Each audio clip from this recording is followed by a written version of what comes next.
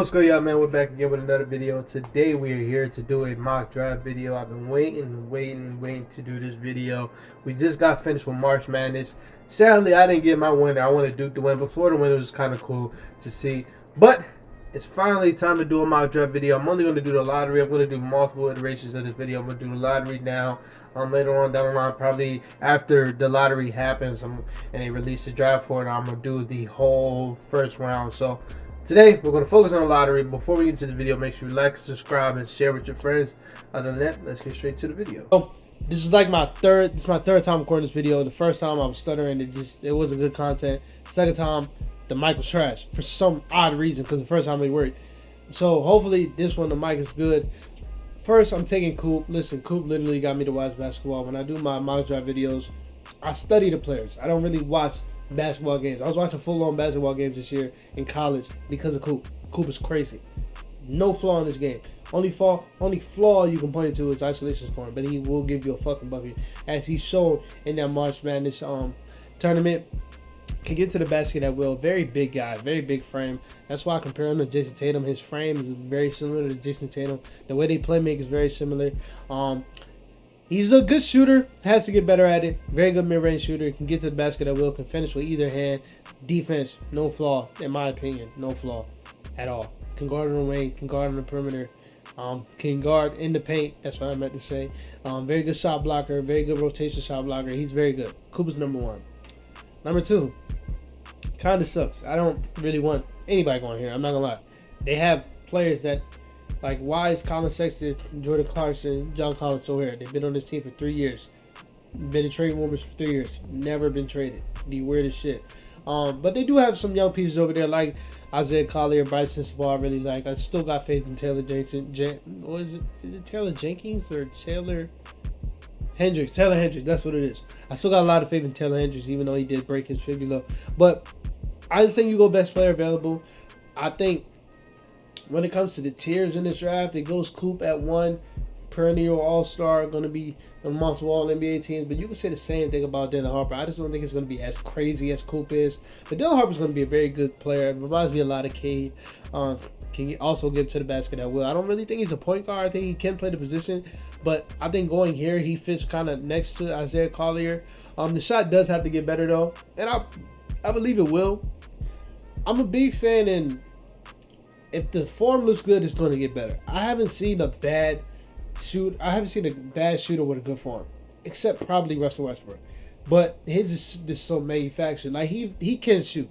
His mid-range shot, a very good mid-range shooter, can finish around the rim.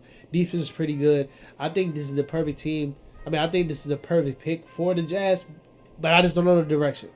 And it kind of sucks that he has to bite this bullet, but hopefully this all works out for him. So I have him going number 2.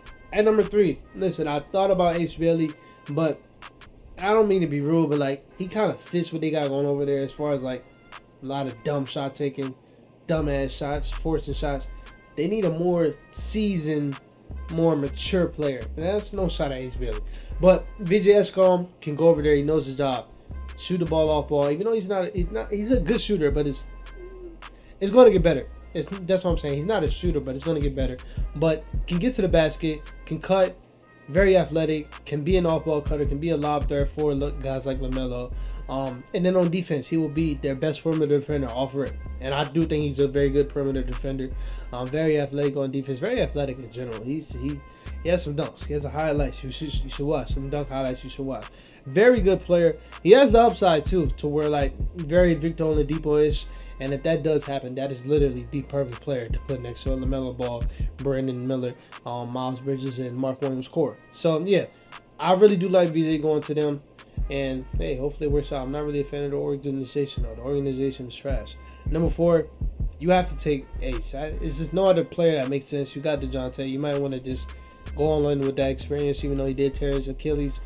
I wouldn't really take Kasparis. I wouldn't take Derek Queen.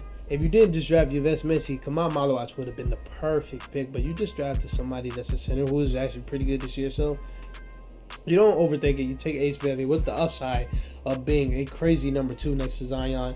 Not really high on him because I'm not really high on a inconsistent. I don't like inconsistent players in general, but I'm not really high on the inconsistent, bad handle bad stock selection type guy, but like the ceiling is crazy. And it says he's 6'10". That brother's 7 foot. I don't care what nobody say. That nigga, he's big. He's big as I don't know what. So, very athletic. Well, not athletic, but like long, so like he can dunk anything. Plays the pass lane as well. Very good shot blocker in my opinion. I do think he has some potential on that side on defense, and I think he'll fit his team right away. So yeah, I got them taking Ace Bailey, number 5. Skipping through this, I'm not really that informed on Derek Queen. I watched a few games, especially that tournament game. I asked my friends this question about like how they felt about him, and I was talking like, I've never seen skill not transfer to the NBA. Doesn't mean you're gonna be as good as you once was in the previous level. But like I've always seen a very skillful player transfer to the NBA. But like with him, I can see it transfer. I just don't understand. Like it's a lot of question marks in this game. The size, the frame, how he does play. Is the team gonna be willing to give him the ball to be like this hub type of big? I don't know. So yeah, I'm gonna have him going here. But yeah, I don't know. And I don't even know what they're doing over there. Like, is Joel Embiid going to be able to play basketball next year? I don't know. Because if he isn't, I'm taking Kamal Malawaz. But if he is, take Derek Queen. I don't really know, bro. I don't know. For the Brooklyn Nets, you take Kasparas. You think about Trey Johnson, but I don't know. In my opinion, I think Cam Thomas is a very good piece to build with for the future. So I'm not taking Trey Johnson. I don't really think you think about anybody else. So yeah, I'm taking Kasparas. Can be that point guard for this team. He plays the type of basketball they love to play over there. Very pick and roll heavy guard. Makes a lot off the pick and roll. I think he fits over there with guys like Cam Thomas and Cam Johnson. He can make for those guys, especially a guy like Nicholas Claxton who can't do shit for himself. He can make for those guys. I think he can shoot. The question is the in between game to handle some of the defense. I think he can defend. I don't know. I think he can defend though. And then you just go over there to the system with Jordi Fernandez is building over there, the identity that they're building over there. I think he's just a perfect fit. So you got Kasparas going to the Brooklyn Nets, number 7. Don't think about it twice. They have a habit of taking players like this. If you know, you know. If you know, you know. But yeah, to talk about his game, and I don't want to sound too crazy when I say this, but this is how high I am on him as a player. He is my 3rd prospect, but I just have him going here because a lot of teams have their center. But defense-wise, no flaw at all. No flaw. Can guard on the perimeter. Can block any shot. Can guard in the paint. That's probably the flaw is paint defense. Like once you see a Jokic or Embiid, but like the length, the wingspan, the ability to recover, the timing. He just has it all on defense. One of the best defensive prospects I've seen in a minute. It's crazy on defense. Then on offense, can catch any lob. Very good screen setter. Can make that pocket pass. I mean, not a pocket pass, but he can be a connected passer. And then he does have a ceiling of being the shooter. He had a couple shots. They're trying to work on this shot. He just started playing basketball in the 2020s. Like he's going to be good. He's going to be very good. Can impact this team right away because they're going to want to win next year. You just traded for Brandon Ingram. You gave him what, $160 million for 3 years. So they're going to want to win next year. And I think he can fit in right away and help the team out. Number 8. So these guys right here are the NBA ready guys to me. I believe a lot of these guys are NBA ready, but like for like the guys that like, put them on the contender, they'll be like the 8th, 9th man. These are the guys right here. You think about him, Colin Murray Bulls, kind of reminds me of, they don't have the same games, but the same prototype of Jeremy Sochan, the defensive big, that can guard all. Jeremy Sochan is way more versatile, but very good defensive players. Can be connected passers. Okay shooters, but I don't know. I like Jeremy Sochan, so I don't want to take Colin Murray Boyles. Colin Knibble, to me, very good prospect, but I already have him in mind where I want him to go. So I'm taking Rasheed Fleming. I just think he has a higher ceiling, especially if they tap into that handle. If they work on that handle, he can be a star. Very good on offense, can shoot, can pass, can play make. A lot of people are kind of questioning the shooting because last year I believe it was at like 26%. This year it was at 38%. But like I said earlier, if you look at the shot is very pretty. The shot is very good. He's going to be a good shooter. Then on defense, very versatile guy. Can defend the wings, can defend the point guards, can defend a little bit in the post like the fours. very good shot blocker, very active in the passing lanes. He gambles a lot, which can be a good or a bad thing. But when you have Victor Wembanyama behind you, it's gonna be a very good thing. So yeah, he's gonna be very good. And if you tap into that handle, he's gonna be crazy. Then you look at the aspect of the team. Calvin Johnson's going to be out. He's making 20-something million. You're going to have to pay De'Aaron Fox. So he's going to be able to slide in right away. If not, at least play behind Harrison Barnes, who he kind of reminds me a little bit of like. And he'll learn from him. And that'll be a very good bet for him because they kind of play alike now that I think about it. Number 9. This sucks for it. It doesn't really suck, but like, damn, like, it's no need for them to be this high. Like, they literally have a lot. If I'm them, I'm using this pick and getting rid of one of these 3. I'll trade back to damn near the second round to get rid of one of these 3. Like, that's just how bad they don't need to be there. So for now, I'm going to take a prospect that I'm not really that informed on, and that's Asa Noah, but I do know plays defense. What are they building over there? A defensive system. So go over there and play some defense, my boy. Number 10. This is who I got in my mind for Khan. Khan is, you look at his face and you look at that build, white shooter. No. He can shoot. Don't get it fucked up. He can shoot the piss out of the ball. Way more than a white shooter. You don't put a guard on him. He's a mismatch problem. You put a guard on him, he's taking him to the rim. And if you put one of your best defenders on him, now you've got one of the best defenders, not on the best player on the team. So he's going to be very good. Like, he doesn't waste time, doesn't waste movements, gets to the rim, plays off 2 feet, so he'll make you bite on pump fake. He can make any pass, very good lob pair passer. And I think that's just because Kamal Malawas is crazy. He can catch any lob, but very good passer. And then on defense, no slouch on defense at all. I think he'll fit the system perfectly, and then I think he'll give them some of that outside shot that they need badly over there. So Kon Knibble is a perfect fit for them. Now number 11, I believe, Jeremiah Fears. Easy. Finally, Bam Adebayo, you've been praying for fucking years. Get a real point guard over there who can pass, can play make, can help you get your easier buckets. Khalil Ware is also going to need that.